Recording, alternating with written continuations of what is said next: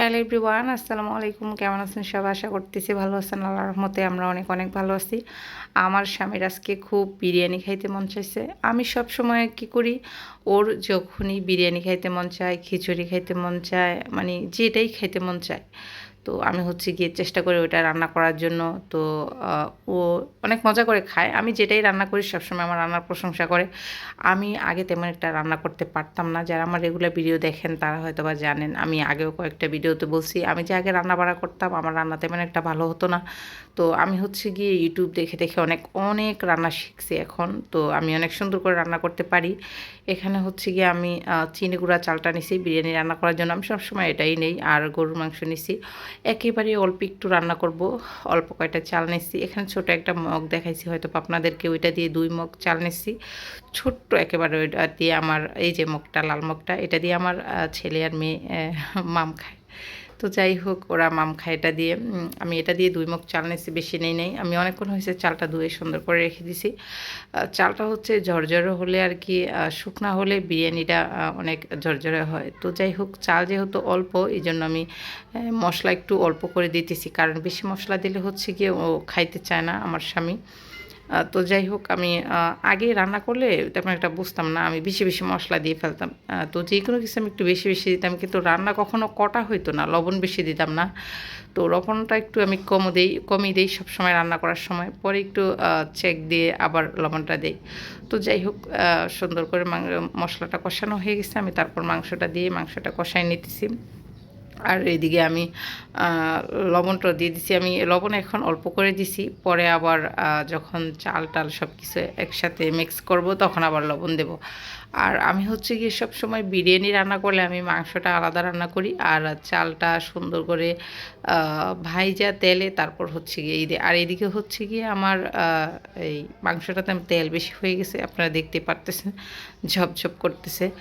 তো যাই হোক, অনেকে হচ্ছে গিয়ে বলে, "আপু এত আটা ময়দা মাখছেন কেন মুখের ভিতরে?" আপনারা হয়তো দেখতে পারতেছেন আমার পেজটা একটু সাদা, সাদা দেখা যাচ্ছে। আমি হচ্ছে গিয়ে পাউডার দিছিলাম। আইসকোর এই পাউডারটা আমি সবসময় দেই। তো আর এদিকে দেখেন গরম লাগতেছে, তো আমি প্যানটা নিয়ে নিছি। রান্না করার সময় আমি পাশেই প্যানটা রাখি। তো যাই হোক, কারেন্ট নেয় না। এত গরম পড়ে কারেন্ট নেয় না। আর গ্যাসও সারাদিন থাকে এখন। তো যাই হোক, প্যানটা সবসময় আমার রান্না করার সময় আমি সাইডেই রাখি। এখানে চালের ডাম আছে, ডামের উপরে প্যানটা চলে আর আমি এদিকে রান্নাবান্না করি। যাই হোক, যেটা বলছিলাম, অনেকেই বলেন, "আপু আপনি এত আটা ময়দা মাখছেন কেন?" আমি হচ্ছে গিয়ে আমার জীবনে আমার এতটুক বয়সে আমি আজ পর্যন্ত মেকআপ করি নাই। মেকআপ মানে কী, কী দিয়ে মেকআপ করে আমি ওইগুলা জানি না। আমি যেহেতু গ্রামের মেয়ে, আমি মেকআপ-টেকআপ করি না। তো যাই হোক, আমার ইচ্ছা আছে একদিন আমি একটা সুন্দর মেকআপ দিয়ে একটা সাজ দেবো। তো আরও কয়দিন যাক, আপনাদের ভাইয়ারও ইচ্ছে আছে। তো যাই হোক, আমি কিন্তু মেকআপ দিই না। এই পাউডারটা আমি দিই। আমি যখন শীত আসে তখন হচ্ছে গিয়ে আমি সবসময় শীতের সময় হচ্ছে গিয়ে আমি ফেয়ার অ্যান্ড লাভলি চুনোটা ইউজ করি। গরমে কিন্তু আমি কোনোরকম চুনো ইউজ করি না। আমি গরমে সবসময় কী করি, ১ বার নয়, ২ বার নয়, আমি না হলেও মানে ১ ঘন্টার ভিতরে আমার না হলেও ৪-৫ বার হাত-মুখ ধোয়া হয়। তো দিনে এবার যতক্ষণ আমি জাগনা থাকি, না ঘুমাই, ততক্ষণ আমার কয়বার হাত-মুখ ধোয়া হয় এবার আপনারা হিসাব করে বলেন। আমি চুনো দেই না। তো আমি হচ্ছে গিয়ে একটু পাউডার দেই। আইসকোল পাউডারটা দিলে হচ্ছে গিয়ে শরীরটা ১ম এ একটু জ্বলে, তারপর ঠান্ডা হয়ে যায়। তো এই পাউডারটাই আমি দেই। দিলে কী হবে, একটু পরে আবার মুছে ফেলি। তো যাই হোক, মাংসটা সুন্দর করে রান্না হয়ে গেছে। রান্না করে রেখে ওইদিকে আমি পানি বসাই দিছি। যেহেতু ২ মগ চাল নিছি, আমি ৪ মগ পানি গরম করতে বসাই দিছি। আর এদিকে আমি চালটা ভাইজা নিতেছি। লং, এলাচ, দারচিনি একটা, একটা দিছি। আর এই যে দেখতেই পারতেছেন, চাল কিন্তু একেবারেই অল্প কয়টা। কারণ আমি ২ দিন আগে আপনাদের ভাইয়া খিচুড়ি খাইতে চাইছিল। আমি ওইখানে খিচুড়ি রান্না করছিলাম। তাও অনেকটা খিচুড়ি হয়ে গেছে। আমি এরকমভাবে আমি খিচুড়ি রান্না করি নাই, ১ম রান্না করছি। তো যাই হোক, পরে অনেকগুলো খিচুড়ি পালা গেছে, অর্ধেকটা প্রায়।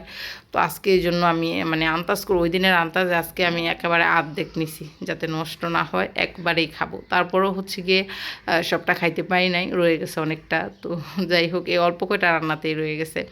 যেহেতু অনেক গরম পড়ে, গরমে খাওয়া যায় না। তো যাই হোক, এদিকে সুন্দর করে চালটা ভেজে আমি আগে গরম পানিটা দিয়ে দিছি অর্ধেক, তারপর মাংসটা দিয়ে, আর মাংস যেটাতে ছিল ওইটা একটু সুন্দর করে ধুয়ে দিয়ে দিছি। আর এদিকে আমি ৩টা কাঁচামরিচ একটু মাঝখান দিয়ে ফালি করে দিয়ে দিছি। যেহেতু বিরিয়ানি রান্না করলে কিন্তু ঝাল দিতে হয় না।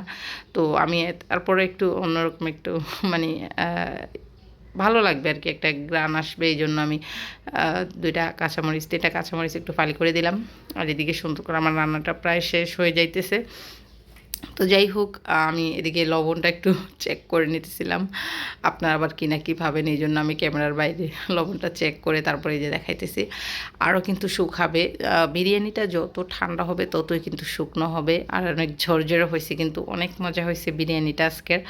মাংস আর মানে চালে একেবারে সমান সমান হয়েছে, মাংসটা একটু বেশি হয়ে গেছে। আর আমি বিরিয়ানি রান্না করে সবসময় মাংসটা একটু ছোটো করে পিস করি, কারণ বড় পিস রাখি না, কারণ এখানে তো ঝোল থাকবে না। একেবারে শুকনো শুকনো থাকলে বড় পিসের মাংসটা খেতে তেমন একটা ভালো লাগে না আমার কাছে। এই জন্য আমি প্রথমে যখন রান্না করছিলাম তখন বড় পিস দিয়ে রান্না করছি, তখন থেকে আর ভালো লাগে না। তারপর থেকে আমার রান্না করা অভ্যাস হয়ে গেছে। আর বাইরে থেকে যখন এই বিরিয়ানি আনি দেখি ছোটো ছোটো পিস থাকে, তো তারপর থেকে আমাদের কিন্তু বাসায় রান্না করা হয় না, বাইরে থেকেও মাঝে মধ্যে আনা হয়। তো যাই হোক, বেশিরভাগ চেষ্টা করি বাসার রান্নাটাই খাইতে। তো যাই হোক, ভিডিওটা যদি ভালো লাগে সবাই লাইক কমেন্ট অ্যান্ড শেয়ার করে দেবেন। আর আমার সবসময় পাশে থাকবেন, আমাকে সাপোর্ট করবেন। সবাই ভালো থাকবেন। আল্লাহ হাফেজ।